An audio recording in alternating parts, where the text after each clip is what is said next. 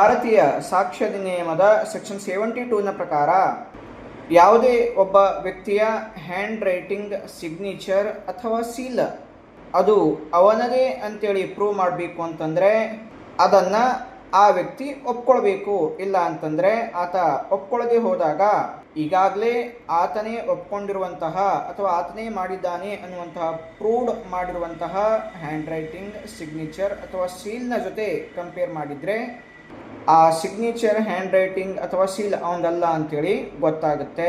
ಒಂದು ವೇಳೆ ಅವನದೇ ಆಗಿದ್ದರೆ ಕೋರ್ಟ್ ಅದನ್ನು ಅಡ್ಮಿಟ್ ಮಾಡಿಕೊಳ್ಳುತ್ತೆ.